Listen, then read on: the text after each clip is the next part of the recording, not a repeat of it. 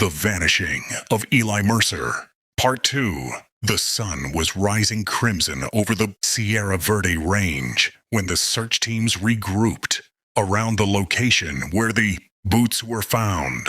Despite covering nearly every drainage within a 3-mile radius, nothing new turned up on September 18th. No tracks, no fabric, no scent trail the dogs could hold. Nothing. It was as if Eli had vanished the moment he removed his boots. But the mountains weren't finished with their clues. To the east of the boot site, the land rises sharply before spilling into a high ridge, an uneven spine of loose granite, juniper shrubs and wind-scoured ledges. It's an unforgiving place. Sheer drop-offs, blind turns, rock shelves that crumble without warning. Even veteran rescuers avoid that ridge unless absolutely necessary.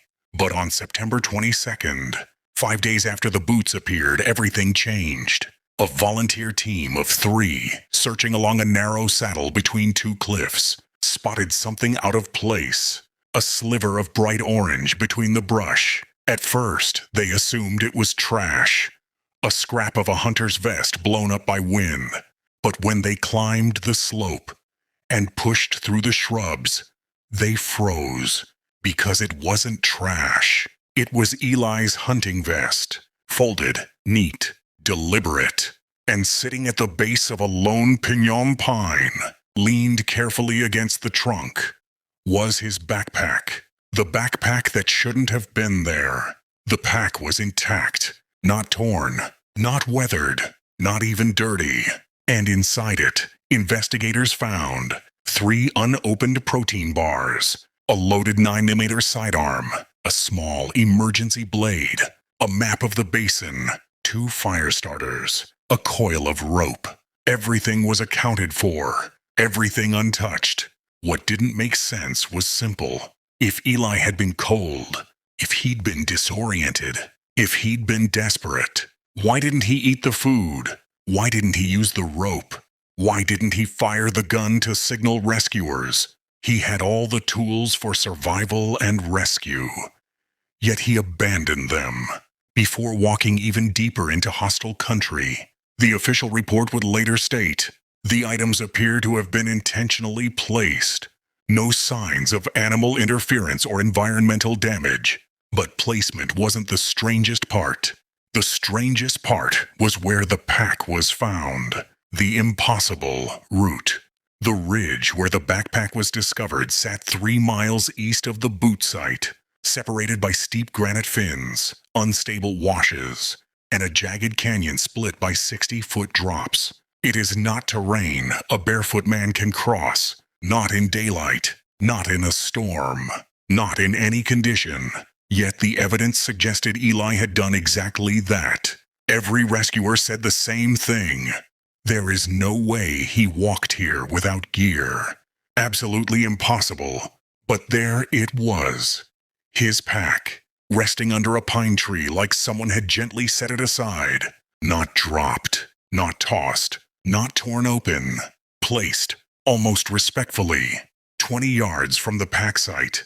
At the edge of a ledge overlooking a sweeping valley, one of the searchers found something even more bizarre. A metal thermos, and beside it, the cap, both sitting atop a flat sandstone boulder, positioned as if someone had set them down after a hot drink. Not knocked over, not cracked, not smashed by animals or weather, just sitting there. And when the team stepped up to the ledge and looked out, they saw the valley below, clear as day, wide open, and just under a mile away, easily visible from the thermos rock, was the Red Creek Ranch, a sprawling private property with warm cabins, a working radio tower, outdoor floodlights, a large windmill, and smoke rising from its chimneys.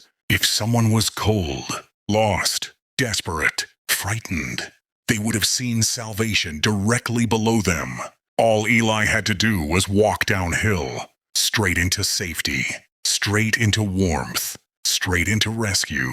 But he didn't. Instead, he walked away from the ranch, away from the help staring him in the face, and deeper into the mountains. The question no one can answer: why? Why did Eli pause long enough to drink from his thermos, set it down carefully, and then climb higher? Investigators theorized hypothermia, but his boots were removed before he'd even lost his pack. Disorientation, yet he walked miles with perfect placement and direction. Panic, contradicted by the calm, organized arrangement of his things. Head injury, but there was no evidence of a fall or trauma. Nothing fit. One search leader said, "People in hypothermia don't place items neatly. They scatter them. They strip violently. They make chaotic movements." Nothing about his scene was chaotic. Everything was too orderly, too intentional, too controlled, as if Eli knew exactly what he was doing. But none of it made sense. The second search ends. By October 3rd, after 19 days of intensive ground sweeps, heli searches, and canine tracking, the official hunt was suspended. They had Eli's boots, Eli's fire pit, Eli's water bladder, Eli's pack, Eli's vest, Eli's thermos, but not Eli. Not a single sign of where he had gone next. It was as if the mountains simply opened up and erased him. And the story might have ended there. But the Sierra Verdes were not finished, because nearly a year later, in the summer heat of 2019, a ranch hand, repairing a remote fence line, stumbled on something that would crack the case open and deepen it into something far stranger, something investigators still struggle to explain publicly, something that doesn't fit into any known pattern of survival, wilderness accidents, or human behavior. And that discovery would finally lead them to Eli. If you have thoughts or theories, leave them below. And as always, stay safe out there.